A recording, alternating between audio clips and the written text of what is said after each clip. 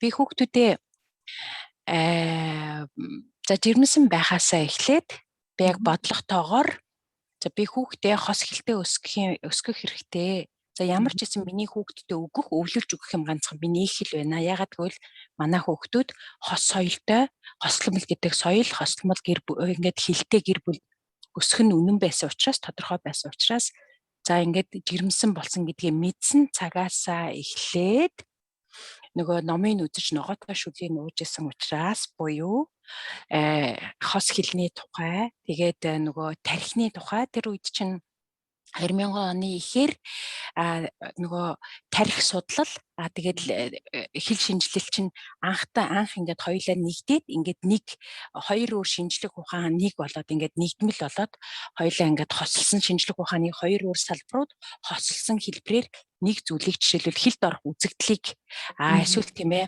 ялангуяа хос хэлтэй хүүхэд хэлд ороход тархи нь хэрхэн ажилдаг юм бэ? Тархины үйл ажиллагааг ямар юм бэ гэдэг тэр талаас нь ингээд нэг юмыг хоёр талаас нь хэл шинжилгээний талаас нь тэгээд тархины талаас нь ингээд судалж ирсэн ийм шин зүйл байсан учраас би тухайн үедээ 2001 онд жирэмсэн болсноос эхлээд за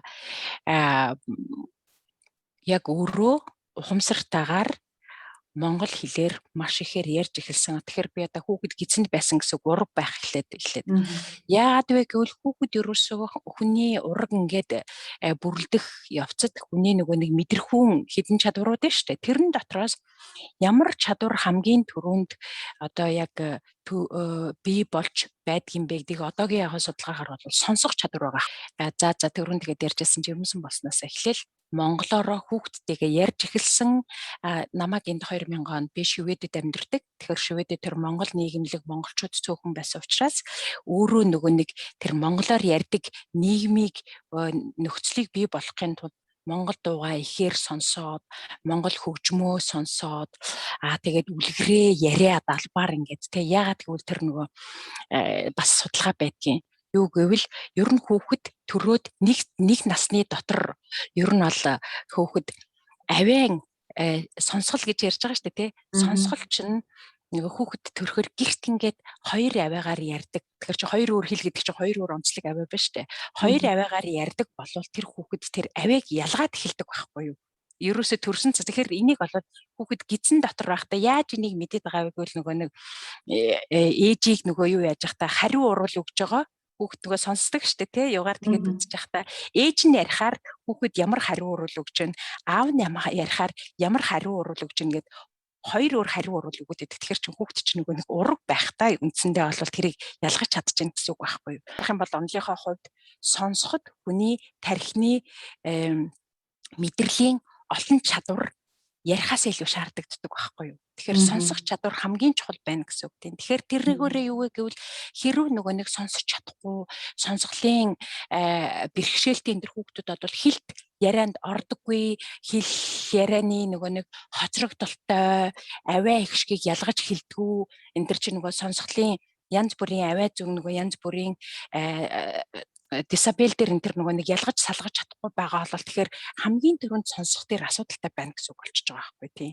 Тэгэхээр нөгөө би ээжүүдэд өөрөө яхаа туршлагаараа юу гэж хэлдэг гэвэл аль болохоор хүүхдээ тийм ээ баг байхад нь ханаад хүрэх юм уу ханаад хүрсэн тохиолдолд чинь бид нар өөрсдөө мэдэхгүй болохоос биш янз бүрийн чихэнд юм уу сонсгол энд дунд чихэнд юм уу өрөвсөл үүсэж байгаа тохиолдолд хурдхан шиг эмчтэр очдоггүй бол зүгээр гайгүйдэ гэж бодтол тэр нь явандаа эсвэл мдэггүй байж итэл хүүхдийн хэлд орох процесст тодорхой хэмжээгээр нөлөөлөх эрсдэл байдууд хос хэлээр ярьдаг эсвэл хос соёлтой хүүхдүүдэд нэг настай хүүхдүүд одоо гарчсан нэг нас хүрсэн байгаа хүүхдүүд дээ шүү дээ. Тэгэхээр энэ хүүхдүүд чинь нөгөө их сонсож байгаа учраас янз бүрийн тагнаануудыгаа адилхан одоо нөгөө жишээлбэл герман хэлээр ярьдаг болвол хятад хэлээр ярьдаг болвол янз бүрийн бидний мэдлэг гооч гэдэг юм уу янз бүрийн авиануудыг хэлэхэд мэдэгдээд монгол хүмүүс чинь тэр нөгөө гунгаднах энэ гунгаднах гэдэг энэ тэдний чинь ингээ хэлээд тэгэд нөгөө нэг яг аль амныхаа аппаратурын ярианыхаа хэрэглэгдэх хүнийхээ одоо хэрэглэгдэх хүн л гэж хэлэх нь шүү дээ. Аль хэсгийг нь илүү ашиглаж илүү өөрөө өөртөө танилцж байна гэдэг чинь аав ээжийнхээ аль авийг нь хамгийн их сонссон байна вэ гэдгээр хүүхэд өөрөө мэдхгүйгээр хэлэх нь шүү дээ. Тэгэхээр араб хэлтэй хүүхдүүдийн гэрт нь араб хэлээр ярьдаг. Тийм байх юм бол их хатуу тэр нөгөө нэг цаатлаг гэдэг илүү их хүүхэд гэдэг хэл явна. Гэтэл чинь монгол хүүхдүүдийг чинь хамгийн эхлээд их та гэдгээс л ингээд эхэлдэг гэсэн. Тэгэхээр эхлээд яаж байгаа нь нөгөө нэг хэлний input хэр их одоо хэлний тэр авиаг илүү их сонссон байна гэдгээс хэлт орох жоохон эхний хүүхдүүдийнхээ гаргаж байгаа авианаас анзаарч болдог байхгүй юу? Яг нь судлахаас хэлтэй хос соёлтой гэр бүл байгаа бол APOPOL гэд нэг эцэг их аав нь өөрийнхөө хэлээр ээж нь өөрийнхөө хэлээр байх ёстой, ярих ёстой. Тэгэхээр ер нь бол ихэвчлэн ямар тохиолдолд байдаг вэ гэвэл хүүхэд ер нь сэрэнг байхдаа ихэнх ярианыхаа сэрэнг байхынхаа 30% сэрүүн байх цагийнхаа 30%-д дор хаяж 30%-д тэр нөгөө хэлийг сонссон болвол тэгээд 70% нь сэрүүн байхынхаа 70% нь ээжийнхээ хэлийг сонсё л доо. 30% нь идэвхтэйгээр аавынхаа хэлийг сонссон байх юм бол тэнцүү хос хэлтэй байх боломжтой гэсэн. Тэгэхээр сэрүүн байх, идэвхтэй байх цагийг чинь тэгэхээр яг хэлд орж явах үеийн цаг тийм. Тэгэхээр эхлээд хэлд орж явах үеийн цаг гэхээр 0-оос 2 насыг бол эн чинь угаасаа хүн учраас хэлд орох үндсэн процесс явагдаж байна гэсэн үг. Тэгэхээр эхлээд тэр саяын хоолойгоо бэлтгэн тэр хэл ярианыхаа аппаратурыг бэлтэн тэр үед нь тэр шүлсийг гоожуулдаг хатуу юмнуудыг идүүлдэг хазуулдаг зөөлөн юм энэ идүүлдэг хазуулдаг юмнууд байна шүү дээ тий. Тэр хэл амаараа хүүхэд өөрөө мэдрэг тэр чинь хүүхэд өөрийнхөө эрхтнээ танилцаж ярианыхаа аппаратурыг танилцж гэнэ гэсэн үг.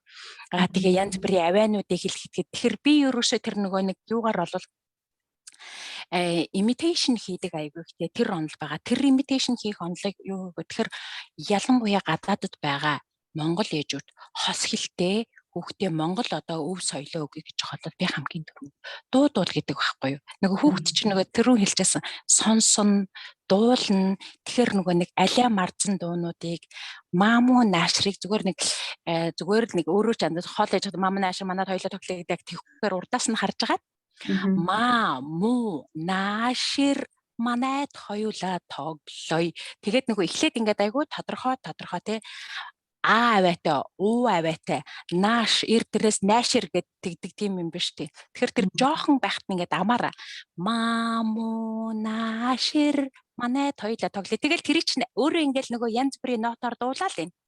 Тэгсэн мөртлөө хүүхэд өөрөө ингээд юу хилд ороогүй мөртлөө яг адилхан гэл эхэлдэг байхгүй нөгөө юуг нэглээд. Тэгэхээр тэр чинь өөр амны хайрцгийг ингээд дагаад тэр чинь харж байгаа юм чинь 6 сараас эхлээл хүүхэд чинь нөгөө нэг харааны төвөн жоохон тодорхой болоод фокустой болоод жоохон танихгүй хүмүүсийг фокустой бол ингээд хараад эхэлж байгаа штэ баг. Тэгэхээр тэр үеэс нь би бүр ялангуяа урд нь бол анзаарахгүйсэн болоод одоо хооллох үедээ тий хамгийн их үед нь хооллох үедээ хүүхэд хуурж биш тэр видео үзүүлж биш энэ амьд интерактив тийм онол байгаа хэл сургах онолуудад тийм тэгэхээр тэр интерактив буюу амьд харилцаатай байж тэр ерөөсө хамгийн чухал байгаа л да тэр хүүхдийг хэлд оруулахад тэрэн дотор нөгөө нэг гадаадд тэр нөгөө монгол ээжүүдийн тэр маамуу наашир чигчийн чинээ бишээ тэгээд дээр үе яг зүгээр тун хөөрхөн социалист нийгмийн тэр гас нөгөө нэг савн ч юм уу намуун цэцэг ч юм уу те тэр болжмор энтер гэдэг юунуудыг нөгөө хөөрхөн дуутай хүүртаан энтер яаж хар хүүхдүүдэд нөгөө дахин давтаж хийгээд өөрт нь нөгөө нэг ингээд ийм нөгөө зөөлөн энэ монгол хэлэндээ монгол дуунд дуртай өөрийг нь тайвшруулдаг энэ тэр юу гэж гаргаж ирнэ гэсэн үг байхгүй. Тэгэхээр зөвхөн ухамсартаагаар биш тэр чинь бас ухамсаргүйгээр тэр цаана нь эхлээл нөгөө нэг бий бол сонсох чадвар бүрдэж бий болж хахад монгол тэр хэл байсан шүү дээ тий.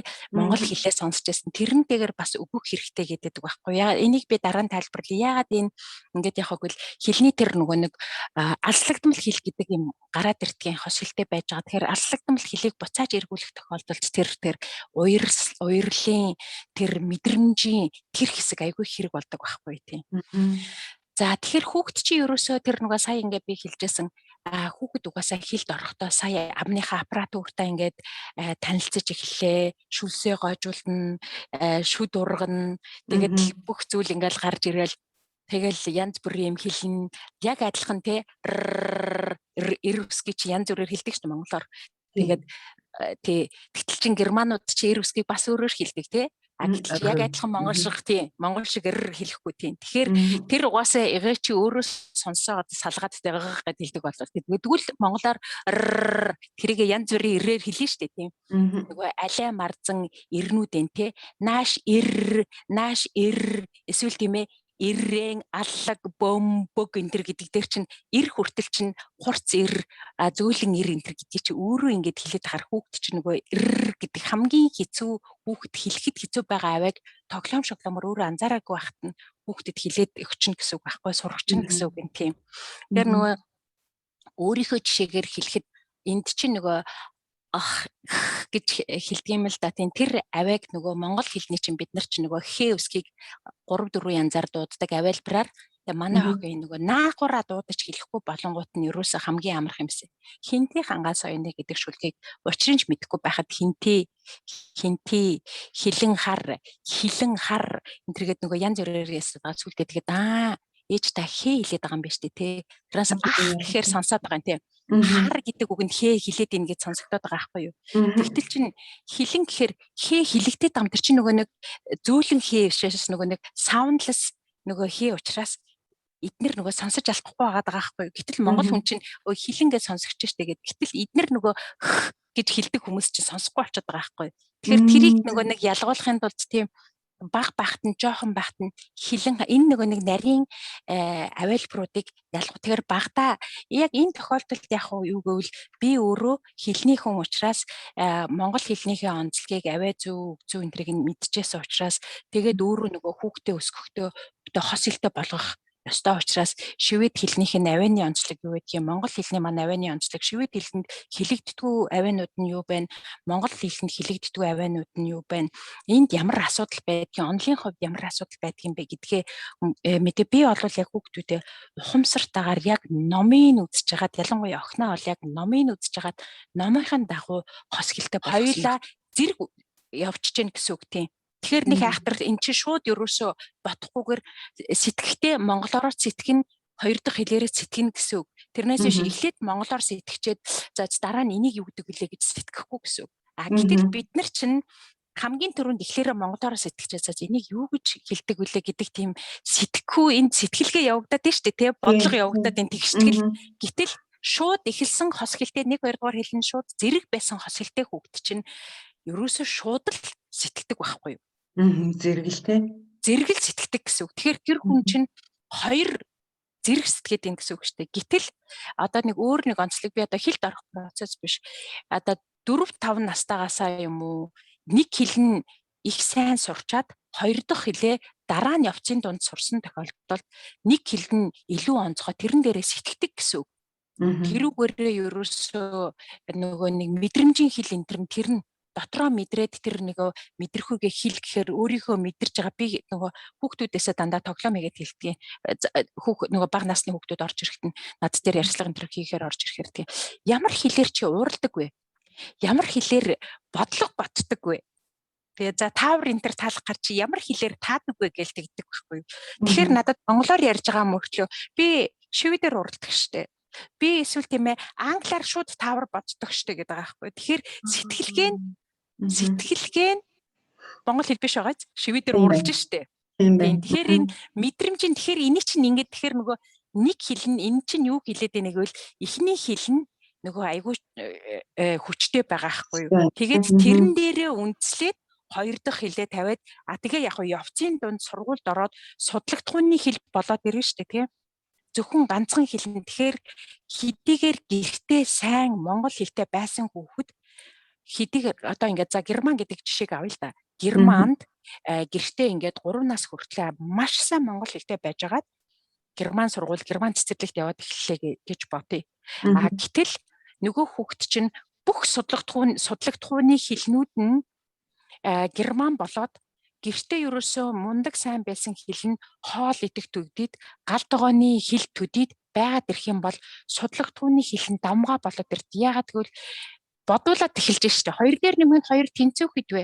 Тэнцүү гэдэг үг чинь тэгвэл монгол хэлээр тэнцэх гэдэг ухагтхууныг энэ дотор нь ойлгуулахгүй нөгөө германаараа тэнцүү гэдэг үг чинь яагаад гэвэл тэр тэнцвүүгийн тоо чинь хамгийн эхлээд герман хэлээр тайлбарлагдсан учраас тэр хүүхдийн ухагтхуун нь герман хэлээр ороод ирж байгаа байхгүй. Тэгэхээр би юу гэж хэлэх гээд байгааг бол энэний тухай би нөгөө зохиолч Болор Эрдэнэ ярилцлаган дээр өгсөн байгаа. Тэгээд тэр YouTube дээр байна лээ тийм. Тэгээд төрлөх хэлээр маш их яагаад гэвэл сонсох учраас тэр нөгөө ярианы хэлнийх нь их номын сан гэдэгтэй адилхан яриа хэлнийх нь тэр номын сан сэтгэхүүн номын санг таны өгсөн таны ярьсан тэр ухагтхуун бүх юмыг өгсөн тэндээсээ л хүүхэд эхлэн гэсэн үг тийм. Тэгэхээр ээжээ би гомдоод байна гомдохороо ямар мэдрэмж байдаг юм бэ гэдгийг хүүхэд өөрөө орчуулж чаддаг болвол тий гомдоод байна гэдэг үгийг монголоор хэлж мэднэ гэсэн үг. Би гомдохороо ингэдэг юм а гэд. За би өөрийнхөө жишээг л хэлье л да. За нэрийг хэлээд явах тийм хүүхэд байгаа тийм. Тэгээд би чи дурлуул яадаг вэ гэд тэгсэн чи дурлахаараа цэцэрлэгийн хүүхдүүд ярьж байгаа юм л та янз бүрийн хэлтэй хүүхдүүд. Тэгээд нөгөө судалгаанд орсон тэгсэн чи дурлуул яадаг вэ гэж тэгсэн чи дурлуул ингээл бие халуу оргиол нүүр улаагаал 4 настай хүүхдүүд ярьж байгаа шүү тийм. Бие халуу оргиол ингээл нүүр улаагаал тэр дурлсан хүнийхээ хажууд очиж ингээл суумаар санагдаал хараал тайвшраал тэгээд гоё үг хэлмээр санагдаал гэж байгаа аахгүй 4-5 настай хүүхдүүдийн ярианы судалгаа. Тэгээд тэр гоё үгээ аль дээр хэлмээр вэ гэсэн чинь тэр чинь нөгөө 3 хэл дээр хийгдсэн үг байхгүй юу. Тэгсэн чинь гэртээ нөгөө ээж аав нь хайртай шүү, энэ мэдрэмжийн, энэ уярлын үгнүүдийг хамгийн ихээр хэлдэг. Тэр хэлээрээ хэлвэл үнэн байх гэдэг гэж байгаа байхгүй. Тэгвэл л намайг мэдмээр санагдаад тэгсэн чинь нөгөө нэг монгол охин байж таарсан. Тэгсэн чинь би уг нь ингээд алуу миний хөө хайртай шүү гэж хэлүүл яг болмоор байна гэдэг байгаа байхгүй юу. Миний хөө хайртай шүү гэж хэлүүл яг болмоор байна гэдэг байгаа байхгүй юу. Миний хөө хайртай шүү гэдэг энэ үг чи ойлгох. Энэ даанч тэнийг болохоор шивэдэр тэр юм нь ойлгохгүй дээ. Би тэгээд тэр чи шивэдэр хэлчихгүй гэсэн чинь. Тэгэхээр ингээд хайртай шүү гэдгийг маань ойлгохгүй юм шиг санагдаад байгаа ингээд өөжөхгүй тий. Тэр хүүхэд чинь 5 хүрэх гэж байгаа монгол охин ярьж байгаа байхгүй юу. Тий. Тэгээд миний хөө хайртай шүү гэд хэлэхээр тэр шивэд хүүхдээ ойлгох юм гинэ хайрын дурлал. Тэр одоо би л мэдрэмжийн хэсэг ярьж байна те. Тэгвэл сэтгэхгүй чи яг тийм байхгүй юу? Тэр хэл гэдэг чи ерөөсөө бидний тэр мэдрэмжийг тэгж илэрхийлдэхээр тэрийг чи яаж байгаа юм? Бид нар гэрээс аваад байгаа тэр хүүхдүүд. Тэгээд тэр шивэд хэлээр яриад байгаа мөртлөө дараа нь яг ээж аваас нь бас адилхан судалгаа авсан л та. За цаа гэртээ гэсэн чи гэртээ би монголоор ярьдаг тийм. Тэгтээ тэр хүүхдийг дараа нь 8 настай байхад дахиад судалгаа авсан чинь нөгөө хүүхд чинь шивэдээр уурладаг болсон. Яасан гэсэн чинь нөгөө аав ээж нь завгүй болоод ажилласан. Тэгээд нөгөө сайхан монгол хэл нь алслагдсан байхгүй юу? Тэгэхээр нөгөө судлагдхууны хэл хитэх нөгөө нэг ингээд идэвхтэй байсан одоо болвол та ингээд бодоод үзтээ хүүхдээрээ би дандаа эцэг эхчүүдийг хэлдэг юм. Бодоод үз 24 цагийн хідэн цагт нь хүүхд дунд чинь хідэн цагт нь хүүхэд идэвхтэйгээр таны хэлснийг сурж авч байна.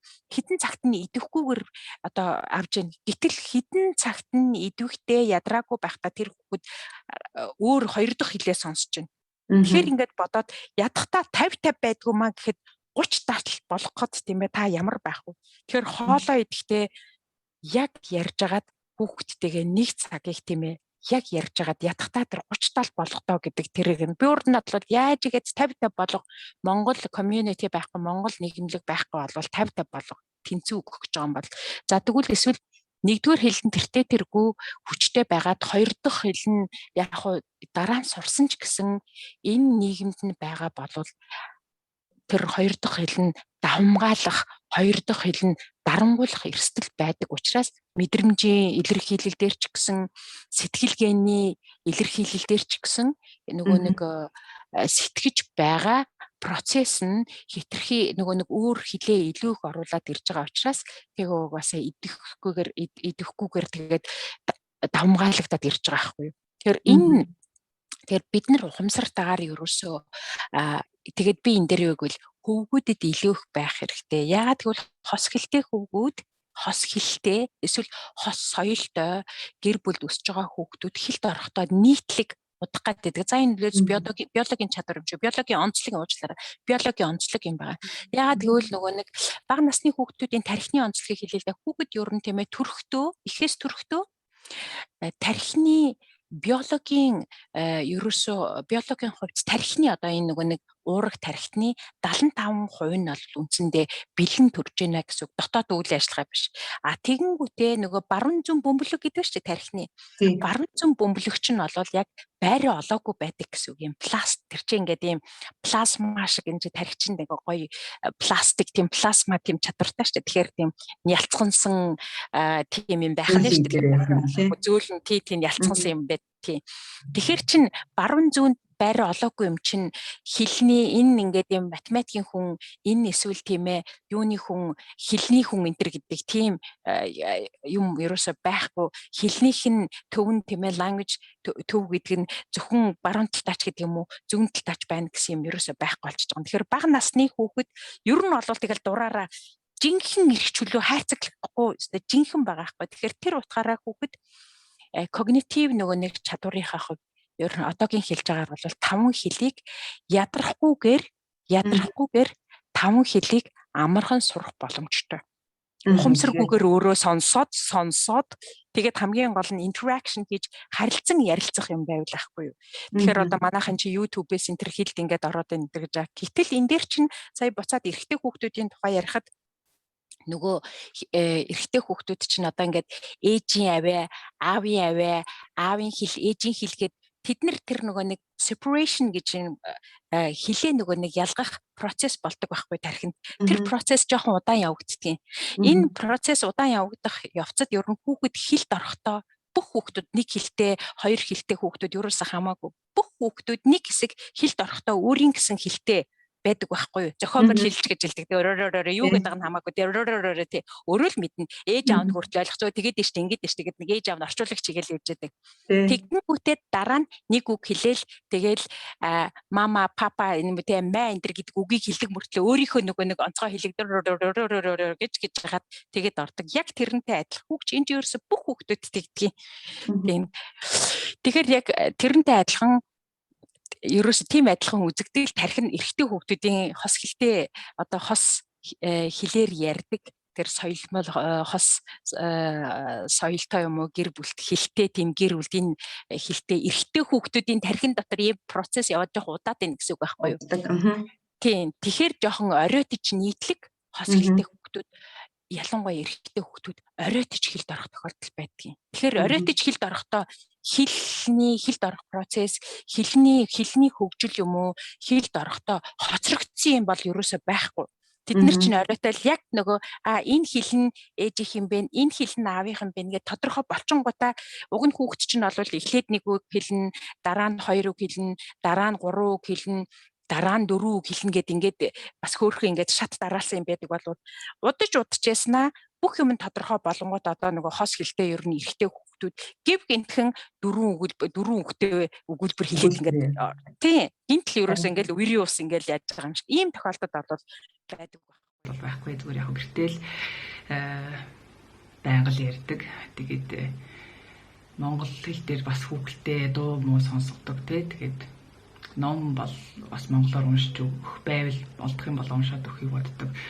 Тэгээд манай том хүү сургуульд орсон чинь яг герман үсгээ сураад дууссаны дараа одоо 2 дугаар ангиас нь монгол үсэг дахиж нэмж зааж өгч байгаа. Тэгэхээр маш сайн ойлгоод монгол үсэг чинь бас тусдаа өөр үсэг байдаг юм байна гэд одоо жоохон холбож уншдаг болж байгаа. Ер нь уйггүй л өдрөө болгон 1-2 цаг бүр заалтай монголоор яриад байх юм бол айгүй хурдан сурдаг. Одоо миний зүгээс гэх юм бол одоо нэг хамгийн чухал арга зүйл юм бол хүүхдэд монгол шүлэг чэйжлүүлэх. Тэр хүүхдэд учрыг ойлгохгүй ч гэсэн яг монгол шүлгийг яг насанд нь тохирсон урт богино одоо яг тийм шүлгүүдийг чэйжлүүлэх юм бол хүүхд нэгдүгээр монгол үгэн зөвшөөрт юм байна, хоёрдугаар монгол үг чэйжлдэг, гуравдугаар дараа нь энэ ямар шүлэг вэ гэж аав ээжээс асуудаг. Нэг юм байна. Хоёрдугаар энэ олон хэлээр хүүхдийг багаас нь өсгөн гэдэг бол шинжлэх ухаанаар нотлогдсон. Одоо жишээлбэл Швейцар ус байна. Өмнөд Швейцар, хойш Швейцар нэг хүүхэд одоо доорож 3-4 хэлээр өсөж байгаа. Энэ болохоор ирээдүйн хүүхдэд одоо боловсрал болон юм сурахад маш том төхөөрөмжтэй ийм суур болж өгдөг. Олон хэлээр сурах болов. За санаа. Чамд хин гэдгийг? Хэдэн настай? Би 8 настай. Чи Монгол хүүхэд мөн үү? Мөн тий. Монгол явсан уу? Гоё яснаа. Хамгийн идэх дуртай хоол нь юу вэ? Зэн дуртай юм уу? Оо тийм үү сүү. 3 дугаар тоорой башин барьжээ. Битон давхарлаад башин барьж гинэ. Чонгинд гарч ирээ. Фүүлэхээ. Хийсэ алаа болсон.